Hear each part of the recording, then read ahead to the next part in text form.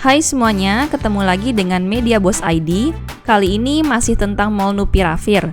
Kita akan membahas cara kerjanya secara saintifik. Buat teman-teman yang baru dengar Molnupiravir, jadi per awal Oktober 2021, Molnupiravir itu adalah kandidat obat COVID-19 yang saat ini sedang diajukan Emergency Use Authorization-nya ke FDA, yaitu BPOM-nya Amerika Serikat.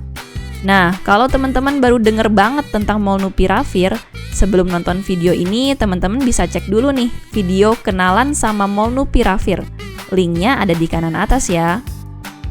Oke, sebelum kita mulai, boleh dong teman-teman klik like dan subscribe channel Media Boss ID, supaya konten-konten Media Boss ID bisa bermanfaat bagi lebih banyak orang.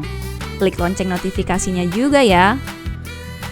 Di video sebelumnya, saya sudah bahas efeknya Molnupiravir terhadap materi genetik virus COVID-19, yaitu menghambat perbanyakan materi genetik virus tersebut. Tapi spesifiknya tuh kayak gimana sih? Buat teman-teman yang udah bukan anak SMA, kita nostalgia dulu yuk.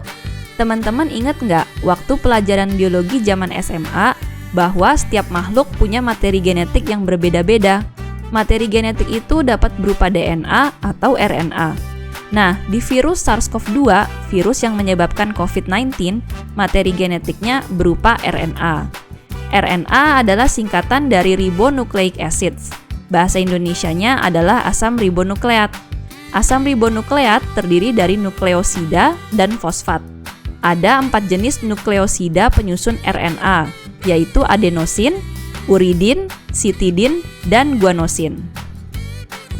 RNA yang dimiliki makhluk hidup ataupun virus terdiri dari kombinasi antara 4 jenis tadi.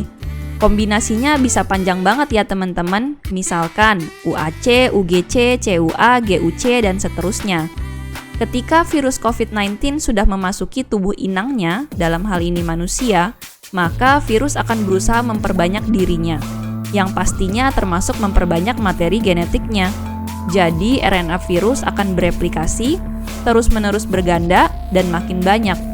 Caranya replikasi itu gimana? Dengan bantuan suatu protein enzim dari virus itu sendiri, yang namanya RDRP, RNA Dependent RNA Polymerase. Ilustrasinya seperti di artikel ilmiah berikut nih teman-teman. Saat replikasi, setiap huruf dalam RNA virus akan dipasangkan dengan pasangan si huruf tersebut, sesuai dengan ikatan kimia yang cocok dengan tiap huruf. A berpasangan dengan U, G berpasangan dengan C. Proses memasangkan ini dibantu oleh enzim RDRP. RNA yang sedang dicarikan pasangannya disebut sebagai RNA template. RNA yang isinya berupa pasangan dari RNA template adalah RNA produk. Nah, dalam replikasi normal, tadi kan A dengan U dan G dengan C. Molnupiravir ini merupakan analog dari sitidin, si huruf C tadi. Analog itu bisa diartikan sesuatu yang mirip, tapi sebetulnya nggak sama.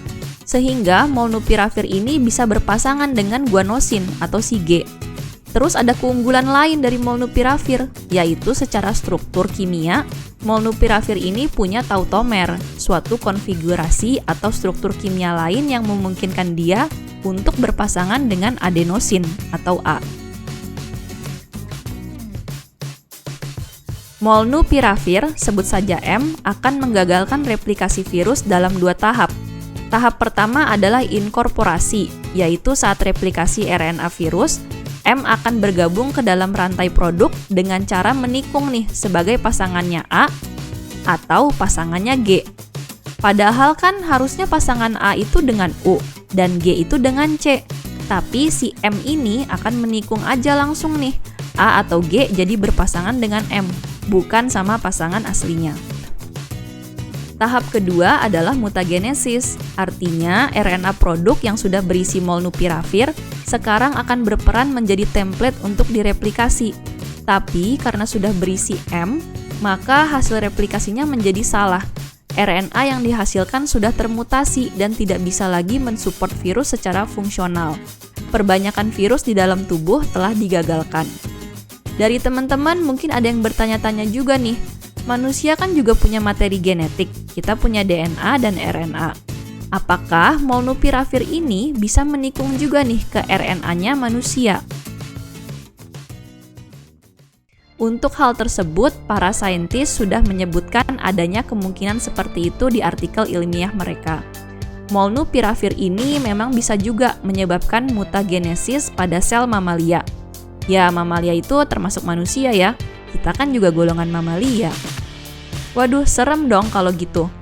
Tapi teman-teman balik lagi nih ke konsep manfaat versus resiko. Jika suatu kasus COVID-19 yang emergensi membutuhkan suatu obat supaya bisa membaik, maka manfaat obatnya bisa dibilang lebih besar ketimbang resikonya untuk kasus tersebut. Kita lihat juga nanti perkembangannya, apakah para ahli farmasi di FDA alias BPOM-nya Amerika akan memberikan emergency use authorization atau tidak nih untuk molnupiravir. Pastinya di FDA ada banyak saintis, farmasis, apoteker, dokter, dan para experts obat-obatan yang bisa menilai molnupiravir secara komprehensif. Oke teman-teman, sekian dulu konten dari Media Boss ID kali ini. Hope you like this video, hope you find this useful. Klik like, subscribe, dan tekan notifikasi belnya ya supaya kamu update terus dengan konten-konten Media Boss ID. See you!